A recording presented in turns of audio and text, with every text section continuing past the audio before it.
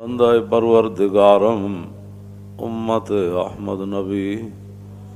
دوست دار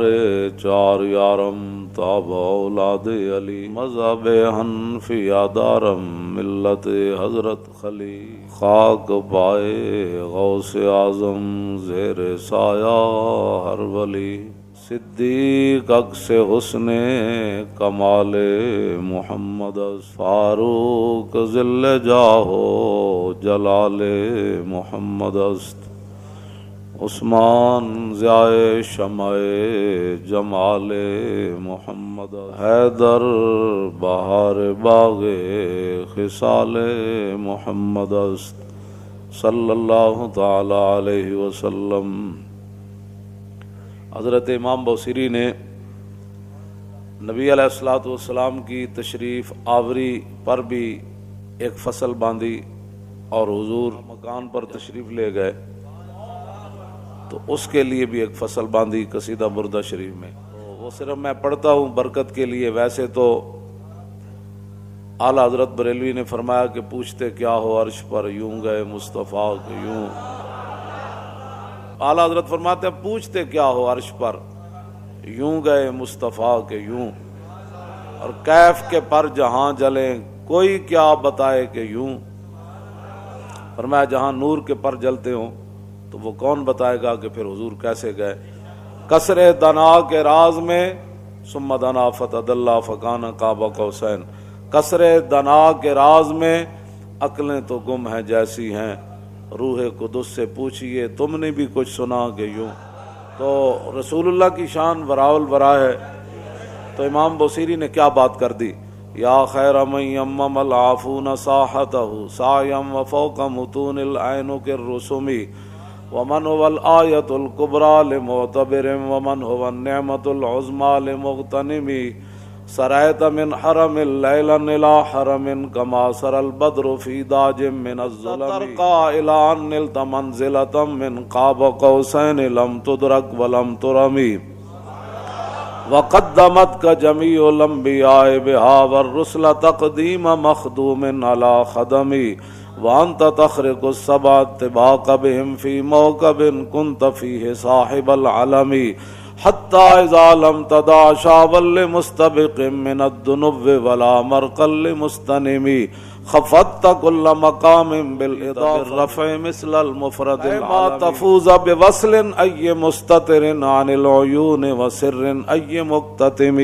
فحزت كل فخار غير مشترك وجزت كل مقام غير مزدحم وجل مقدار ما وليت من رتب وعز ادراك ما وليت من نعم بشرى لنا معشر الاسلام ان لنا من العناية ركنا غير منهدم لما دعا الله داعينا لطاعته باكرم الرسل كنا اكرم الامم لا صل وسلم دائما ابدا۔ امام بوصیری فرماتے ہیں رسول اللہ جہاں تک گئے نا آج تک کسی کے خیال میں بھی وہ جگہ نہیں آئی۔ وَبِتَّ تَرْقَى إِلَىٰ نِلْتَ مَنْزِلَةً، حضور اس مقام پر تشریف لے گئے جہاں آج تک کسی کو خیال بھی نہیں آیا۔ اس واسطے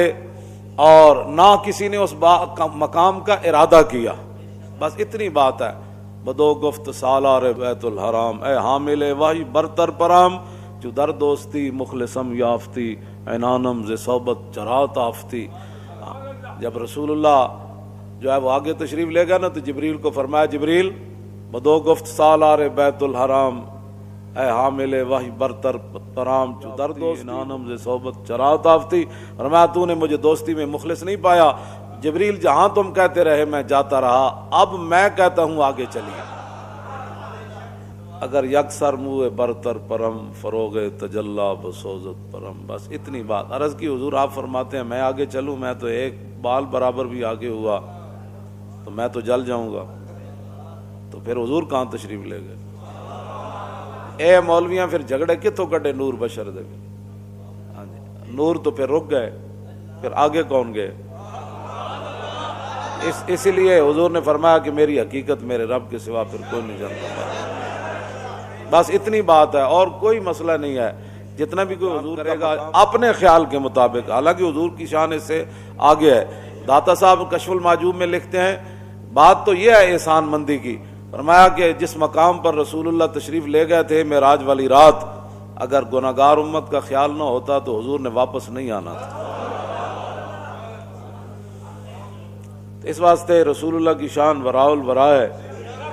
اور ہمارے بزرگوں نے وہ باتیں بیان کی ہیں جن کا میں نے ترجمہ بھی ابھی نہیں کیا، تو آپ ویسے سبحان اللہ کر رہے ہیں، اگر ترجمہ ہو جائے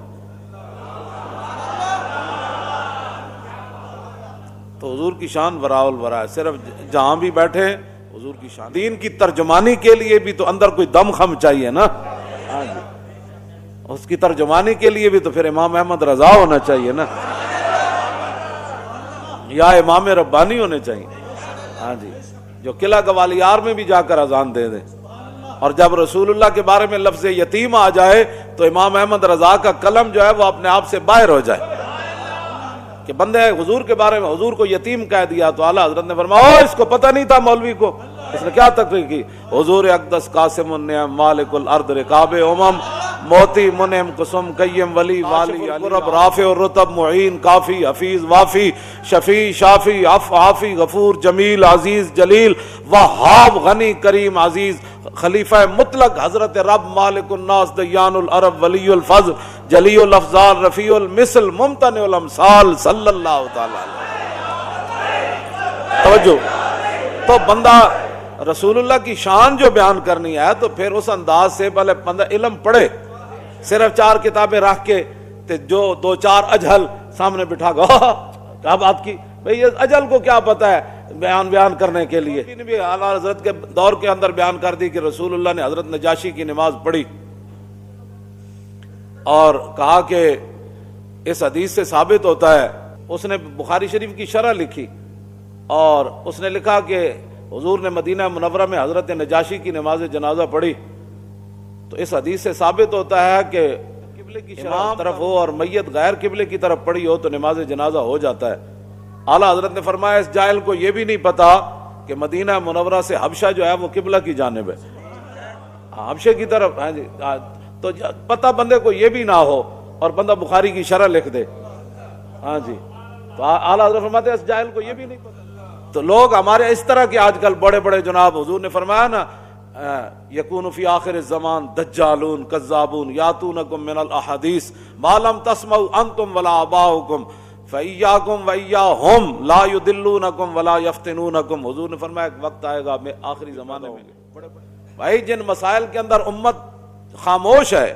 جو ہمارے بزرگ مسائل حل کر چکے ہیں، کن کے کہنے پر تم نئے نئے مسائل کھڑے کر رہے ہو؟ اس وقت ان مسائل کا وقت ہے، اس وقت تو مسائل کا وقت یہ ہے کہ برما میں کیا ہوا اور دہلی کی جامع مسجد کے امام صاحب کی آنکھیں نکال دی گئی۔